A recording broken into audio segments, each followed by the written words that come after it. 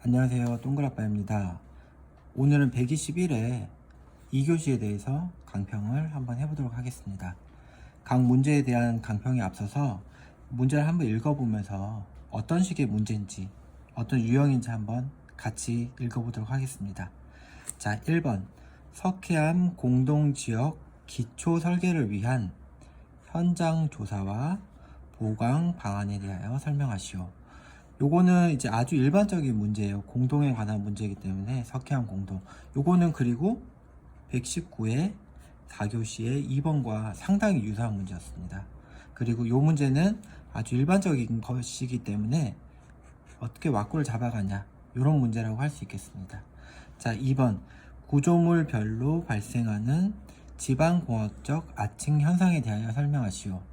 요거는 길사 수험서를 보면은 어떤 책이든지 전부 다 잘 나와져 있는 아주 일반적인 문제이기 때문에 이 문제 역시도 어떻게 왁구를 잡아가냐, 요 문제라고 할 수 있겠습니다.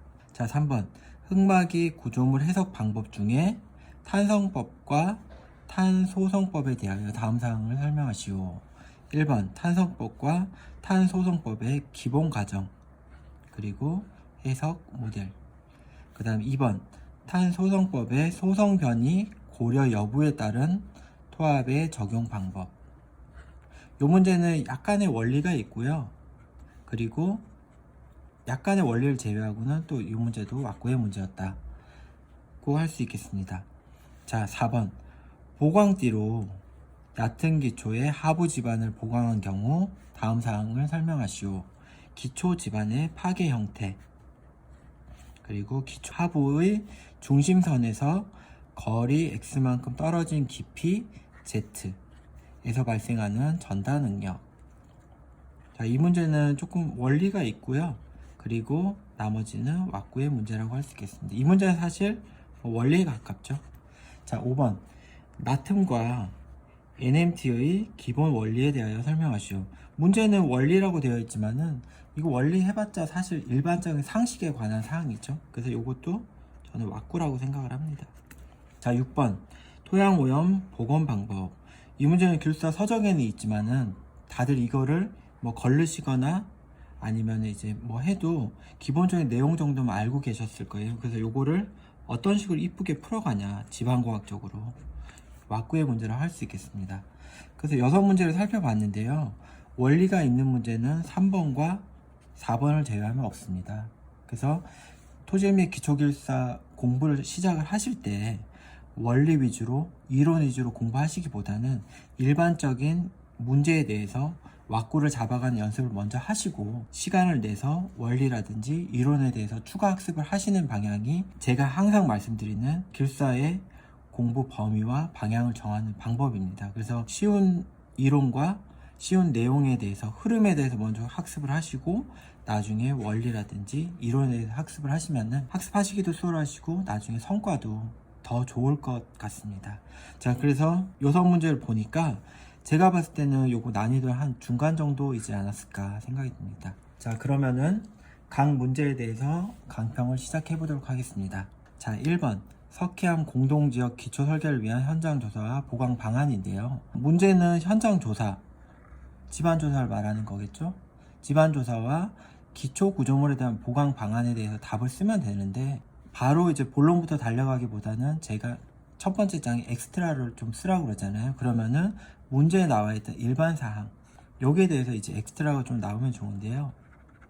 그래서 엑스트라는 이제 국내 석회암 분포지대라든지 혹은 석회암 공동의 대표적인 특징이라든지 이런 공동의 충진물이라든지 이런 식으로 한 반 페이지 정도 써주면은 일반 사항에 대한 엑스트라가 성립이 되고 그 이후에 답이 나오는 아주 흐름상 기승전결이 되는 그런 게 되겠죠. 첫 번째 장은 이제 개요를 쓰시고 엑스트라에 대해서 조금 쓴 다음에 두 번째 장 본론에서는 물어본 거에 대한 답을 쓰는 겁니다. 그래서 현장 조사는 1차적으로는 대표적인 위치에다가 시추를 한다든지 그 다음에 이제 물리 탐사 등을 시행을 하겠죠. 그리고 이상지대가 있다든지 혹은 하천 통과 지역이라든지 뭐 그런 부분에 대해서는 추가적으로 추가 시추라든지 혹은 요 시추공을 활용한 지오토모그래피라든지 상세 물리 탐사, 물리 검증을 수행을 하게 됩니다.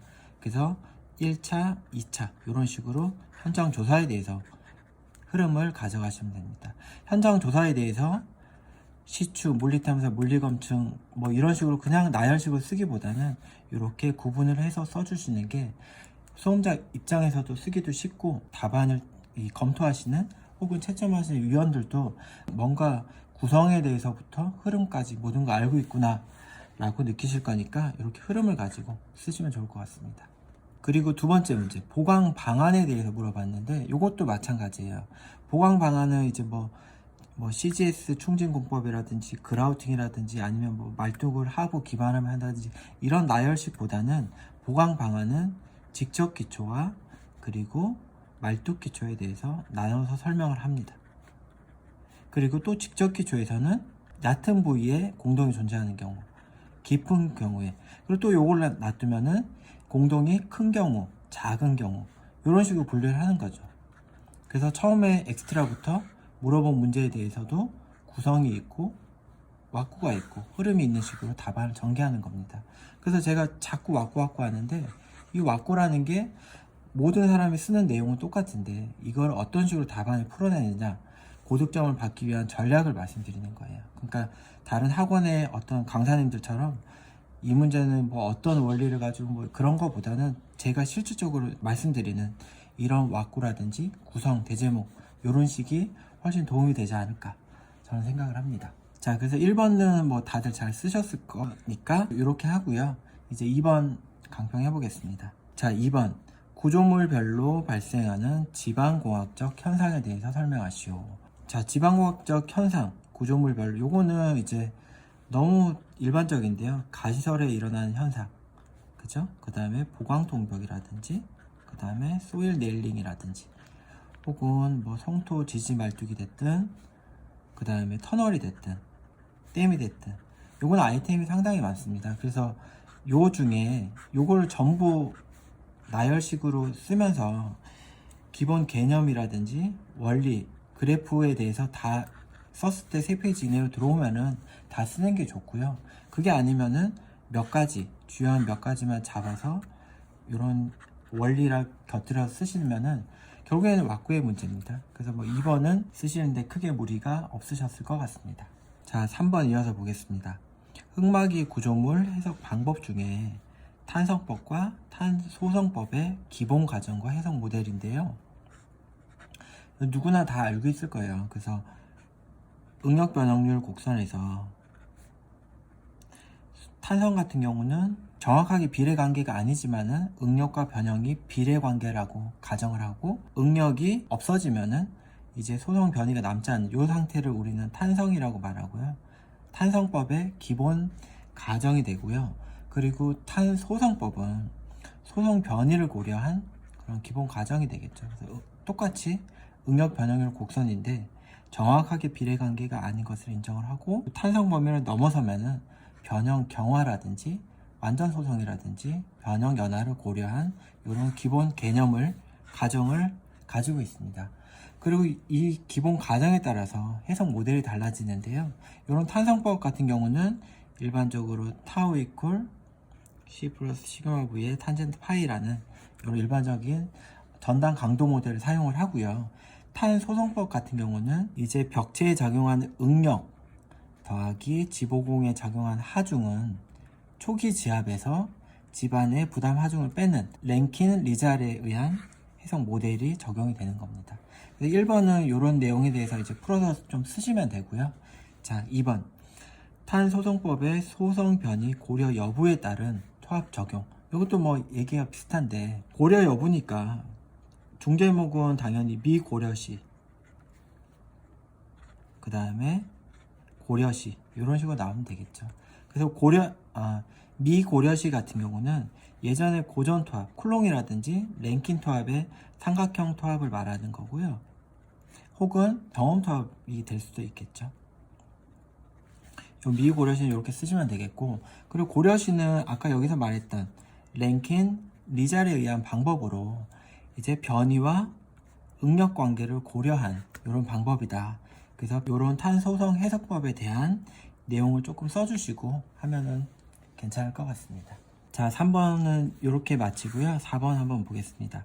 보강띠로 얕은 기초의 하부 지반을 보강한 경우 다음 사항을 설명하시오. 1번 기초 지반의 파괴 형태. 이거는 사실 제가 논문이라든지 몇 군데 찾아봤는데 시험은 참 많이 하지만 정확한 이론은 아직 없는 것 같습니다. 그래서 지지력이 다소 증가하는 것은 있으나 치마량을 억제하는 효과는 미비하다. 그게 일반적인 논문의 내용이고요.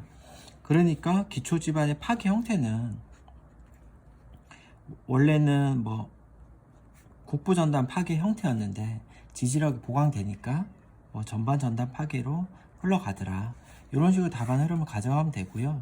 요 엑스트라로는 얕은 기초의 파괴 형태라든지 그런 부분에 대해서 쓰시면 1번 문제에 대해서는 어느 정도 답안이 될 것 같습니다. 그 다음 2번인데요. 기초 하부의 중심선에서 거리 x만큼 떨어진 깊이 z에서 발생하는 전단 응력. 참 읽기도 숨이 가쁜데요. 자, 요거를 우선은 그림을 한번 그려볼게요. 이렇게 지반이 있고 기초 구조물이 이렇게 얹혀집니다. 그죠? 그리고 뭐 여기는 보강띠가 이렇게 묻혀 있겠죠? 그래서 기초 지반 하부에서 Z만큼 떨어진 요 깊이에서 X방향으로 떨어진 요 미소 면적에 발생하는 전단 응력을 구하라는 문제입니다. 그래서 요 기초 구조물이 있기 전에는 요 미소 면적에 시그마 V와 시그마 H가 작용을 하겠죠. 시그마 H는 K0 곱하기 시그마 V가 되겠죠.